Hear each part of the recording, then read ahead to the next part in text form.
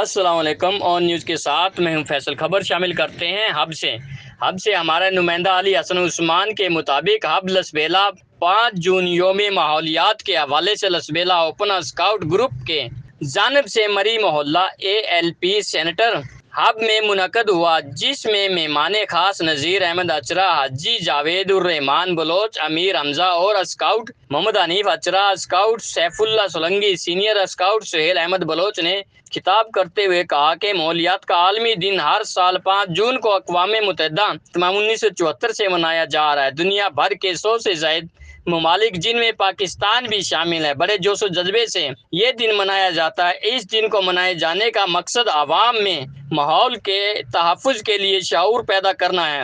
اس دن کا مقصد موسمی اثرات اور اس سے پیدا ہونے والی ماحولیاتی تبدیلیوں سے عوام میں شعور پیدا کرنا ہے۔ آج جس طرح سے کائنات کا ماحولیاتی توازن بگڑ رہا ہے، فضائی آلودگی اور زمینی آلودگی بڑھ رہی ہے، زمین کا درجہ حرارت بڑھ رہا ہے، ماحول انسان ہی اس میں بگاڑ پیدا کر رہا ہے، اس کا نقصان بھی انسان کو ہی ہے، ہمیں نہیں تو ہمارے آنے والی نسلوں کو ہوگا۔ اس ماحول کا تحفظ انسان کی ذمہ داری ہے۔ ہم اپنے ماحول کو صاف ستھرا رکھیں، جنگلات کا دریغ کٹائی نہ کریں، زیادہ سے زیادہ درخت لگائیں، درخت لگانا صدقہ جاریہ ہے۔ رپورٹ کرتے ہیں رپورٹر علی حسن عثمان اور نیوز ہب لسبیلا۔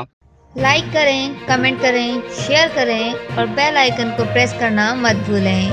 دیکھتے رہیے آن نیوز۔